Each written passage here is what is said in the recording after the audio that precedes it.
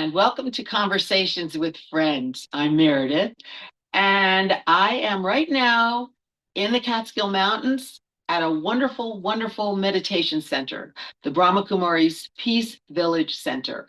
And it's an amazing place to be. And if you know me, you know that I talk about it all the time, the experiences that I've had here over the last, I want to say about 30 years. But I am thrilled to be here for another reason, to be able to finally get to interview the visionary thinker, and he truly is a visionary thinker, who is really one of the forces, the main force behind the creation of this entire Peace Village Retreat Center.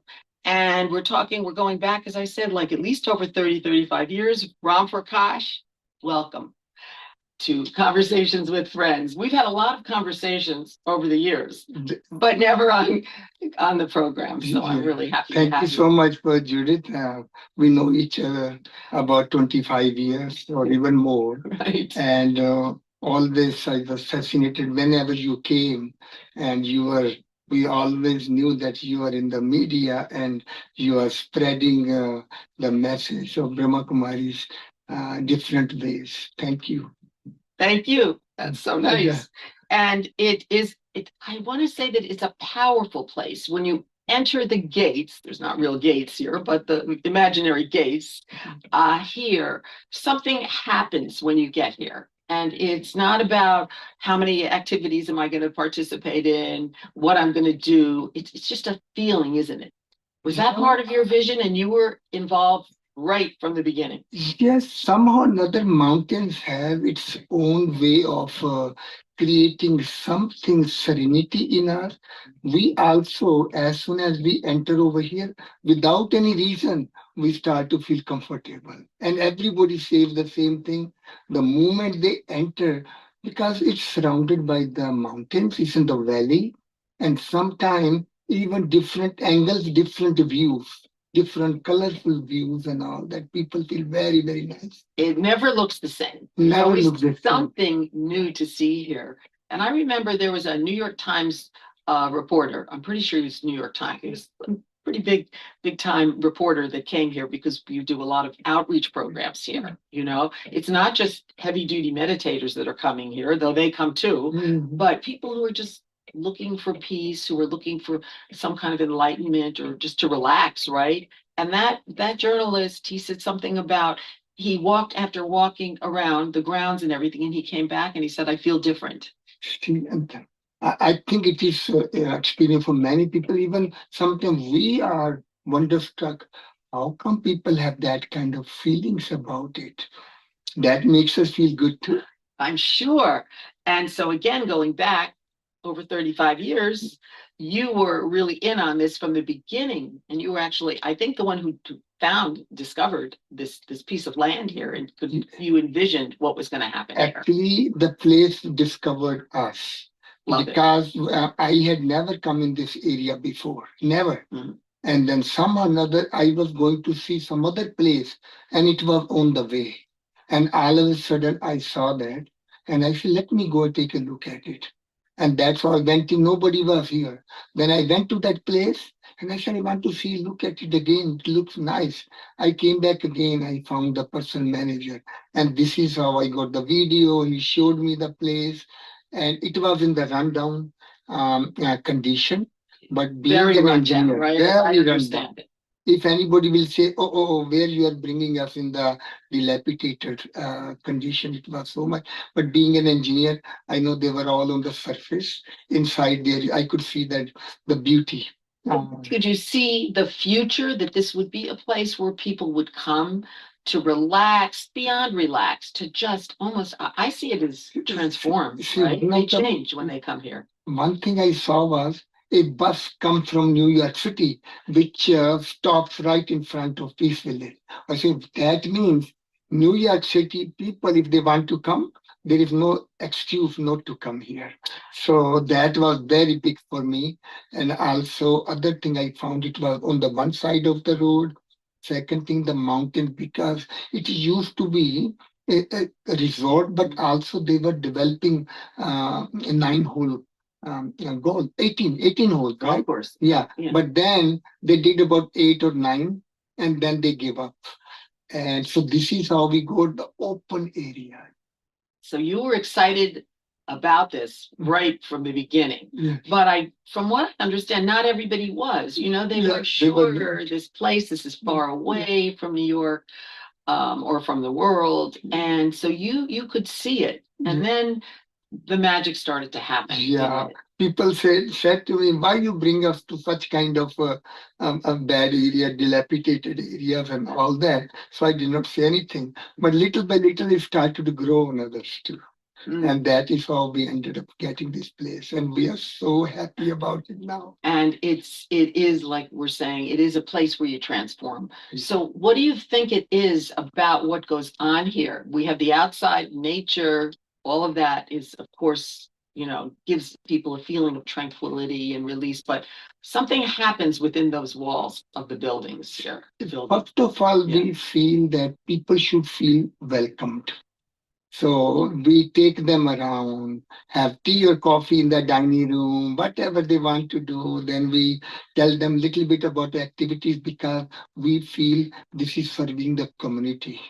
Our goal is that how the people who don't know anything about meditation, even they should be able to come here and have the inner kind of feeling of their calmness and the peace they should feel, because what is happening in the world, it provides very contrasting kind of impact on the people's minds. And at the time, well, except, and we will of course mention what you have been through and what you did in New York City, which is another whole amazing story about you. But at the time, the world didn't really seem as bad. I mean, it was always scary, and you experienced something, which again we'll share in a minute. But it wasn't the way it is now, where I think that people are coming here because they are really in need now. Actually, if you will maybe think about 20 years after, you will see even this time was better than the next 20 years. Even at that time, the things were not looking that great. They weren't at the time. No, even like 99, people were thinking, what will happen? Millennium, maybe there will be blackout, maybe this will happen, that will happen. Some people are even thinking, we don't know what is going to happen to the world. People were in very much in tension and worries and anxiety, and at that time too. And this is what we have found, that each and every situation we have, the timing, they match, and then we become used to of that condition. But the words keep on increasing, and the contrast is also becoming more clear between what people experience over here. So the contrast is becoming bigger and bigger. And that's really, but it really is, and you just use the word, the experience. They walk in these doors, when they come, and they're welcomed with so much love and so much enthusiasm that they start to change. I've seen it because I brought many people over the years, friends, people in the media and the arts, and whoever I can get to come, because I know that they're going to experience something very special. They don't know it. So I've seen people come here and it's like, who are these people? Brahma Kumaris, all in white. They don't know they read about it, but they don't know. It's pretty fast though that they do start to I see it as they just mellow out. Right. Yeah. They just relax when they get here. Actually, when we got this place, we thought we are going to put our bones in doing it. First couple of years, we did not hire anybody. Amongst ourselves. We did the renovation. For example, the big, we call it Inspiration Hall, with about 700 persons capacity. It used to be indoor swimming pool. So, being an engineer, and I had worked with the architect, we knew it's going to be a beautiful meeting place, and we converted that. I took off from my job and I stayed here.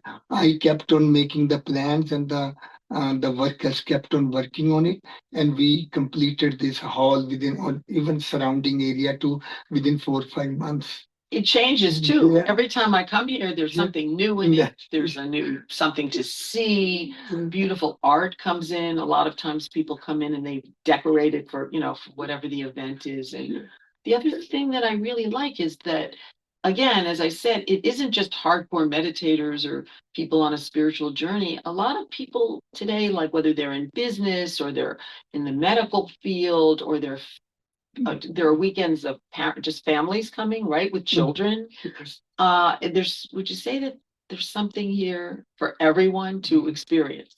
Actually, even the community itself, like usually the community don't want religious organizations in their neighborhood, but somehow or another, it has become like a melting pot.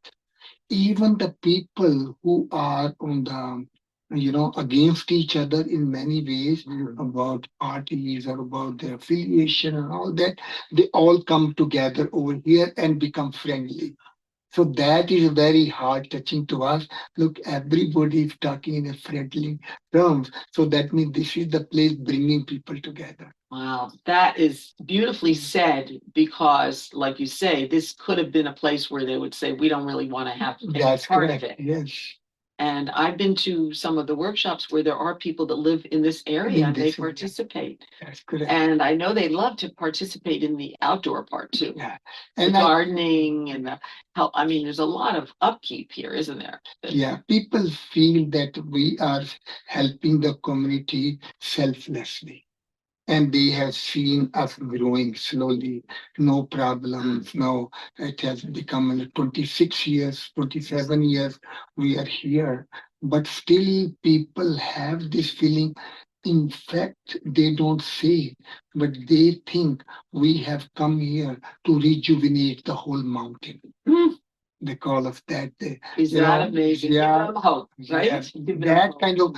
They say we look forward to be part of this organization. You are uplifting the whole mountain. And there was a time up here where there was a lot going on Mhm. of a lot of exciting things. Not this kind of experience, but people felt very good about the Catskills. And then it kind of died out, but people began to go to other places in the world. They realized they could get on a plane and go to the Caribbean and they could go to Europe, faster or whatever, or get there faster.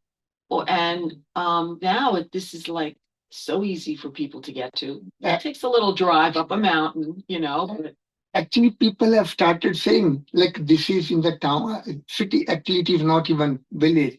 They call it hamlet. Hamlet? Yeah. So they have small. And now they are spreading the word. Hamlet, Haynes Falls is coming back. Oh, look at Because we just got recently a new property next door that has opened us up totally. That as soon as people enter the mountain, in other words, there's one road comes on it, 23A, and as soon as they come, either they go straight on the right hand side. We have that property. It is surrounded by one side state road, in the other side is the county road, and the third side it is the city road. And next is the other Peace Village. We call that as Peace Village Extension. So we have become the gateway. The gateway to the Catskills. Catskills. Look at that. So a lot of people, more people will be coming through. More people. This is going to flourish. You're excited. I can tell. I am very excited. Very excited. And you've had a lot of challenges with this. It's not something easy. How many buildings are there are 6 buildings. 6 buildings. We got a tour. Yeah, here also we had 7 buildings. We renovated one at a time, but here we want to make it faster so that people can actually, the community start to feel the change happening in this village. And that is why we are creating a welcome center. We are creating some kind of exhibition or some kind of museum, but very we call it neutral. In that sense, we are talking about people should feel comfortable. People should feel peace. They should feel that their inner tranquility, the kindness and the generosity is coming out from their heart. That is what our goal is. People should feel that something innate qualities within themselves are exposed. You must get so much happiness from seeing this because you were, as I say, keep using that word, you're a visionary thinker. You're always ahead, of the game. And so you see people come in, and I did see people over the years too come in like doubting, who are these people, they would say. Someone would bring them and then they see everybody in white, everybody's meditating, maybe they don't meditate, maybe they don't, do all of this, and they go like, who are these people? And then when they leave, it's like they feel like they're part of this family, don't they? That is one thing. Even I feel it's a pleasant surprise. We never thought we will be accepted by the community in such a positive way. I mean, that is where our energy, because it is always, when you feel that you are becoming useful. Like recently, like American Legion, those people came and said, we are looking for some place, and can you help us out? And I say, yes. So in other words, making them comfortable that I'm going to provide services. Just, I don't even use the word free of cost. It becomes like a family. In the family, you do things. You don't think of the money. You don't think of other things. I want to make people happy. I want to make them that, look, they can count on us. Now, were you always like this? I mean, your enthusiasm is just like, really, really. We participate in their activities. Sometimes, like they are having some program with the library. They say, oh, we will make a bread rolls or something. We'll make a tea coffee and bring it over there. In other words, becoming like a extended family. Almost like going back in the past where people were connected. Exactly. Small towns and small towns were friends, and there is just something something life-changing about here.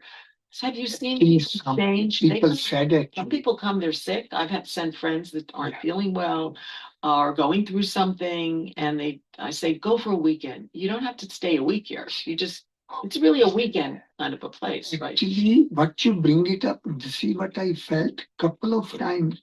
I went to some place, 3 hours driving, coming and going 3 hours. And I stayed only 2, 3 hours in place like this.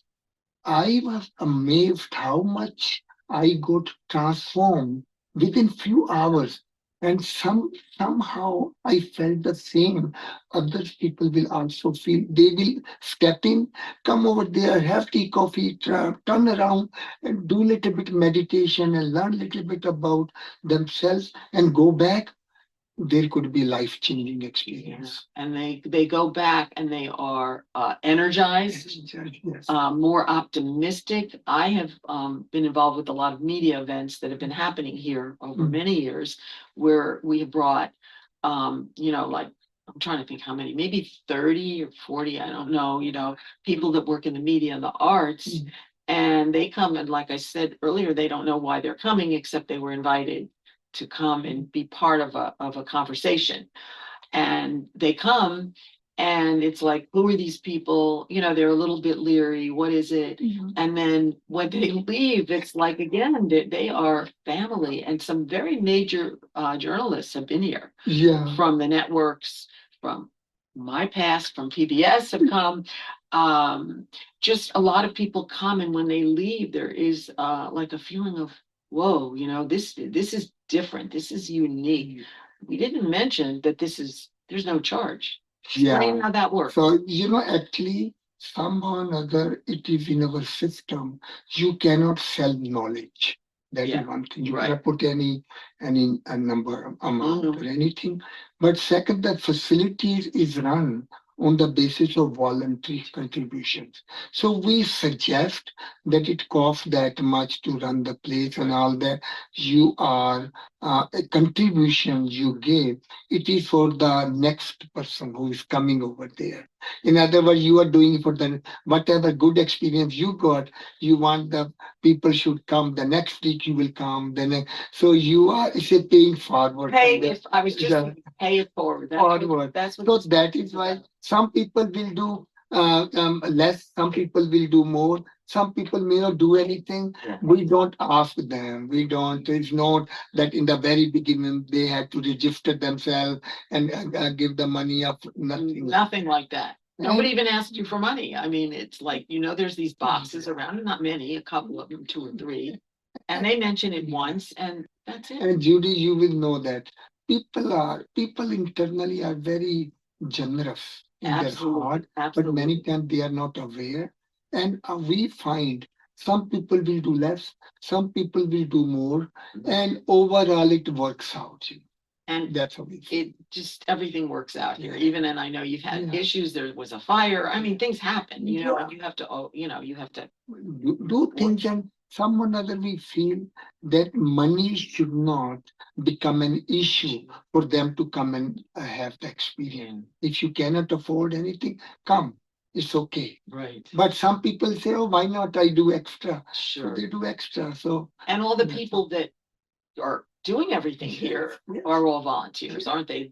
The chefs, I mean, everything that goes on here. I know. and we are professional. Like I'm an engineer, Look at so that means there is no cost of the consultancy. And I do the plan in my name because I'm licensed. So all the money is saved. Same way somebody's doctor, they can take care of little bit of somebody's lawyer, somebody. So we have professionals over here. So they take care of all different fields. And little bit here and there help is needed. For example, landscaping, etc. We do Right. that. Like so. We're just about out of time, but I think that I cannot interview you without you mentioning the past of what you did go through in New York City. You don't have to tell the entire story because I know you've told it many times, but just briefly what you went through and how even that was transformative The for you. biggest experience of my life is 9/11. That's what I'm Well, talking yeah, about. I am a 9/11 survivor, but I'm not only a survivor. Even in the midst of all the chaos and all the fear, I was on 64th floor of the first tower when the plane hit us. And the thought was it is an earthquake. Building shook this way, that way, that way. And then, but it came to standstill. Then we thought maybe a small accident. So people were asking what to do, what to do. I had experience working over there. Let's go, we said. And then we started to go down. Then the second plane came in at the second building, and we were shaken up badly. And then the second tower collapsed first. We were still in our tower. And then we were shaken up when we had to, the debris blocked our stairs. Then we have to change the stairs. Then the water started to come in. And then even those second stairs were collapsed from underneath. So we had to go to the third stair, the final one, through the water condition, water falling on the top, water. So it is like a movie scene. And it took us 1 hour 35 minutes to come out. And the tower collapsed after 1 hour 40 minutes. So we were only out for 5 minutes when our tower collapsed. But somehow or another, I had such a profound positive experience in the midst of all this chaos. And I was wondering what could be the reason. The only reason I could think of, because I had been doing meditation at that time for about 27 years. Really? I thought that this is the time to make people feel the benefit of meditation. And I will encourage the people, have faith in God, whosoever you believe in. And also, I will give way to the ladies. I will keep on backing off and bringing the ladies in front of me and giving them encouragement. We are all together. So those kind of things, I had such a profound experience. And then because we lost 10 people in our of my office, friends. And then I was looking for justification, even a survival guilt. And then I said to myself, one day I was sitting in the church when I was going to the funeral. I said, if I also think I have lost my life with my friends, but now this life has been given to me, if I don't use it for myself, but I use the rest of my life for the community, for the humanity, then even the higher being will justify that why I survived. Well, obviously you were really, like you say, you were meant to survive and to go on to, as you help people get through that and you saved lives, really, many.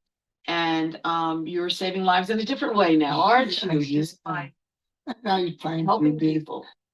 people really are looking for help at present times. Absolutely. I have seen even people look happy on the surface, but when you go close to them, there are so many problems they are going through. And if I can give a helping hand, even to say hello to them, Yeah. make a cup of coffee for them, or something, tiny things you do, you can make a difference. And that's why I started one program called Oh, 7 billion acts of goodness that do little bit extra than what you're supposed to do. every time I hear you, it's I've heard some of this Little extra. before. I'm inspired Mhm. and I'm feeling okay. What can I do Mhm. next? And I know that anyone who meets you, Sure. is you uplift and you do change lives just by your smile. Literally, Yes. really. So that's my justification of survival from 9/11. Well, thank you Yes. for saying yes to this interview and just always being that smiling person here at Peace Village. Whenever I come here, I'm so happy to see you and happy to just be in this atmosphere. And so I hope that people they can just look it up, Peace Village Learning Retreat Center, Mhm. right? And again, just sign up, look at it. There are many programs all summer and I think into the Yeah. fall too, where they can look at something and say, "Oh, I'd like to be there for this," whether it's a group of medical people or families or whatever, artists, whatever. There's so many programs going on here. I'm sure you And can. you will come next time when you come. Yes. There will be a lot of changes. Wow. Lot Okay. of them. Yes. Okay. I'll be here. I'll be here. Yeah. Thank you so much for taking the time. And thank you for being part of Conversations with Friends. And I would like to just give a big thanks also to Mita Saxena, who is our technical director of Conversations with Friends. And she's always here and she's here at Peace Village. Again, making sure that everything works out. So thanks for joining us.